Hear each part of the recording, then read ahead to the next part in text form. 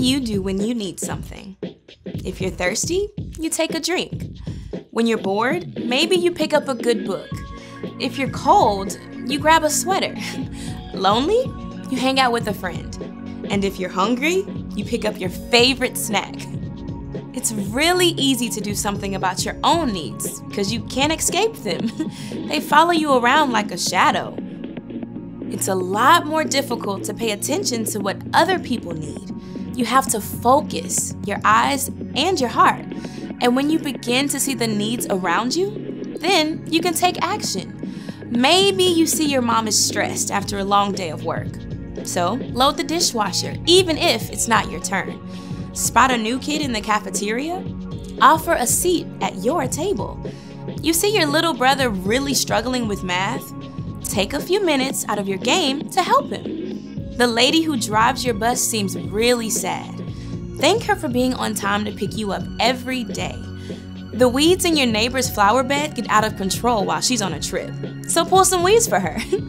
When you begin to focus your eyes and your heart to see the needs around you and do something about them, others will see God at work in you.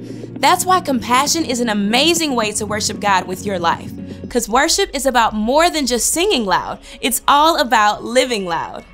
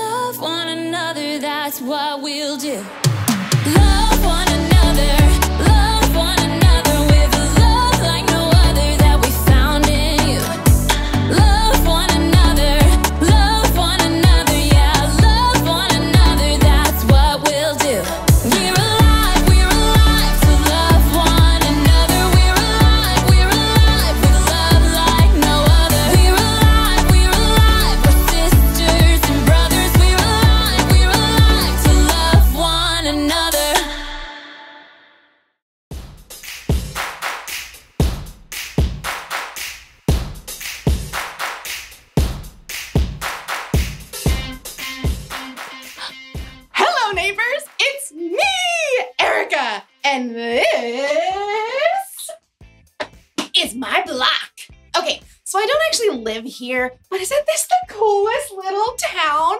Almost everyone you know lives in a neighborhood. Of course, what your neighborhood looks like may be different from someone else's. You may live in this kind of neighborhood. A lawn to mow, swing set in the backyard, lemonade stand in the driveway. Or maybe your neighborhood is more like this. Everything you need is within walking distance from your home. Or some neighborhoods could be like, hello out there! But every neighborhood has one thing in common: neighbors! They've all got people. And whenever there are people around, that's when you need to know about compassion. Compassion is caring enough to do something about someone else's need. Because the people on your block have all kinds of needs. When they get sick, they need a doctor. If they want to learn how to add and subtract, they need a teacher. If they lose a cat up a tree, they need someone with a really big ladder. These three have made it their purpose on Earth to care about people in their neighborhoods. In today's story, we're going to hear about Jesus' purpose on Earth, and maybe ours too. I'm not really sure what I want my purpose to be. I just hope I get my own action figure. Yee! I'll see you in a bit. The Bible. It's 66 books of history, stories, letters, and poetry that fit together to form God's one big story. The epic adventure of how He created us and loves us so much that He made a way to rescue us. As we travel through the Bible, from Genesis to Revelation, we discover people who met God and found their lives changed forever. Now, for an amazing story, inspired by the book of Luke, chapter 4, verses 14 through 30. Even though Jesus was on this earth for 33 years, there's still not much we know about his first 30 years. We do know that he visited Jerusalem for the Passover feast with his parents. He learned carpentry skills from his father Joseph. And when he was about 30, he went down to the Jordan River and asked his cousin John to baptize him in the water. It is right for us to do this. It carries out God's holy plan. As Jesus rose from the water, God's voice called out from heaven, "This is my son, and I love him. I am very pleased with him." It was an incredible way for Jesus to begin his ministry. After 40 days in the wilderness alone with God, Jesus returned to Galilee, filled with the Spirit of God. Anytime he visited a new town, he went to the place of worship, the synagogue, to teach the people. You are the light of the world. Isn't he just the bee's knees? Everywhere Jesus went, people were amazed and praised his teaching. That is, until he got to Nazareth, the town where he had grown up. Well, if it isn't Carpenter Boy Jesus! Hey man, where you been? We hear you talk real big now. On the Sabbath day, Jesus went into the synagogue. An attendant handed him a rolled papyrus. The scroll of Isaiah. Isaiah was a prophet who lived hundreds of years before Jesus, and God had spoken to Isaiah about a Messiah who had come to rescue God's people, and Isaiah had written down every word. Watch that papyrus as you unroll it. A bit crackly. Jesus stood before the crowd of worshipers and unrolled the scroll until he came to the right place. The Spirit of the Lord is on me. He has anointed me to announce the good news to poor people.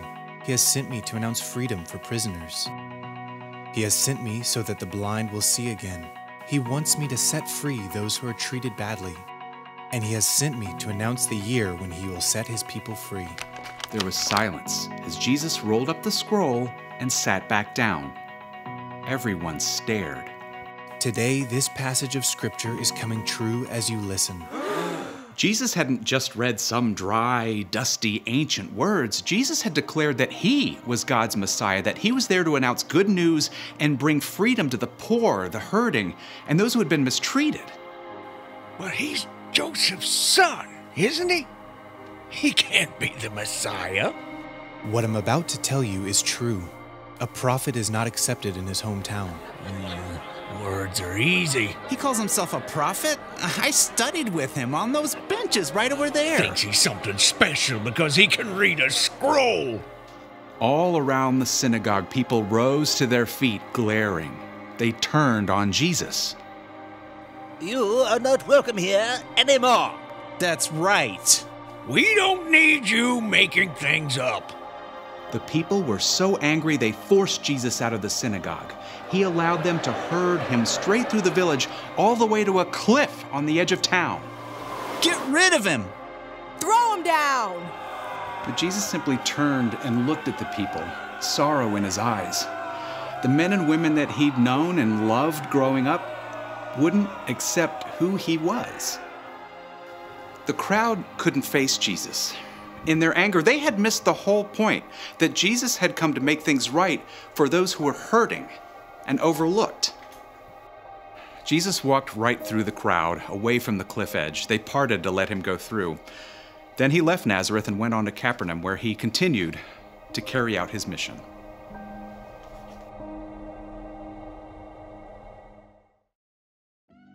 When Jesus was here, he had a mission to announce the good news to people who needed to hear it and to care about people who'd been treated badly or had been overlooked. He came to heal, to teach, and to rescue. That was his purpose. And Jesus fulfilled that purpose when he died on the cross for the sins of the whole world. That's how much compassion he has.